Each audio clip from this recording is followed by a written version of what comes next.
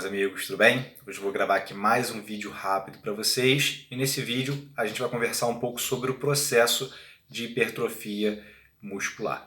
Então, a primeira questão que a gente vai relembrar é que para que a gente consiga aumentar a massa muscular, a gente precisa estar em balanço energético positivo, ou seja, a gente deve ingerir mais do que a gente consome. Então é importante que a gente mantenha esse processo, né, esse balanço energético positivo e além disso também aumente, por exemplo, o consumo, né, de proteínas. Então a gente tem, né, a distribuição dos macronutrientes, carboidratos, proteínas e gorduras.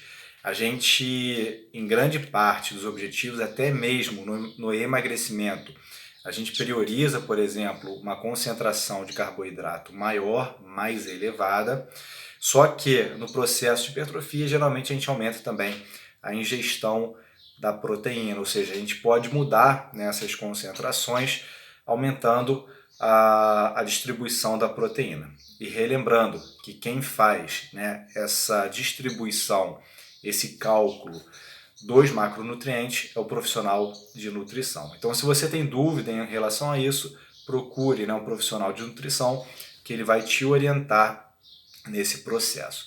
Tá? Então, primeiro ponto, né, balanço energético positivo, fundamental para a hipertrofia muscular. A gente precisa também manter, né, essa síntese proteica elevada, né? Então a ingestão de proteína é fundamental. Como eu disse, né, procure um profissional de nutrição caso você tenha dúvidas em relação a essa questão. E outro ponto em relação ao treinamento. Em relação ao treinamento, né, na literatura tem descrito 3 mecanismos importantes para a hipertrofia muscular, que é o estresse metabólico, o estresse mecânico e o dano tecidual. Tá? Esses 3 aqui a gente consegue, né, obter a partir do treinamento, ou seja, é o estímulo ou o estresse, né, que é decorrente do treinamento. Então, o que a gente faz? Né? Através do treino, a gente consegue, por exemplo, a partir de protocolos, oferecer um estresse metabólico maior. A gente consegue, por exemplo, oferecer um estresse mecânico maior. E existem, né, mecanismos, existem protocolos de treino que a gente consegue, por exemplo, aumentar o dano tecidual.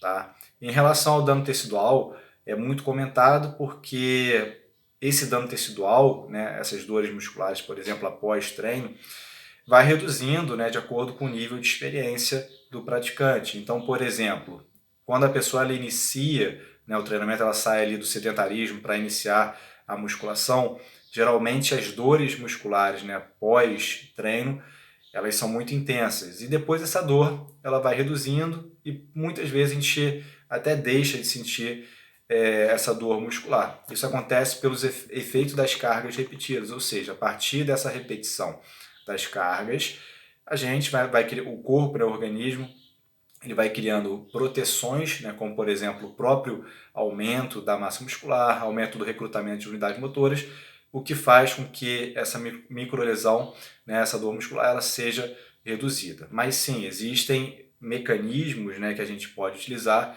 para aumentar, né, esse dano tecidual, como por exemplo, utilizar as ações excêntricas que induzem a maior dano tecidual.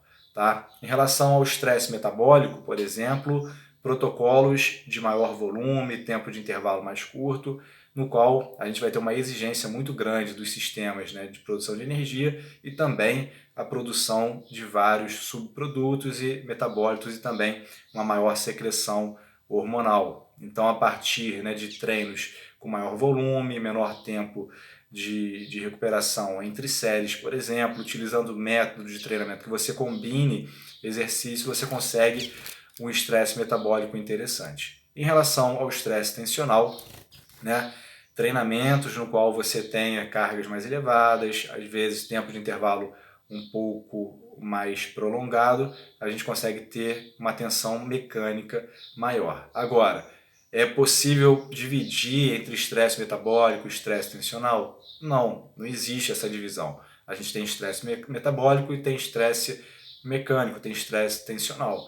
O que acontece, né, que a gente consegue, através de protocolos, tentar, né, enfatizar um ou tentar enfatizar outro, mas os dois acontecem ao mesmo tempo, tá bom?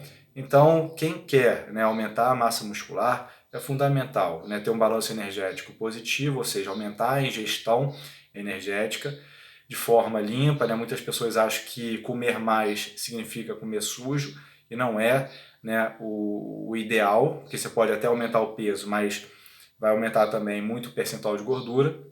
Então, o ideal é que você aumente a ingestão, mas aumente essa ingestão através de alimentos limpos, para que você consiga aumentar a massa muscular, aumentando o mínimo possível da gordura corporal, né? E acaba acontecendo também de aumentar a gordura corporal, né? Mas o ideal é tentar evitar ao máximo esse aumento e priorizar o aumento da massa muscular.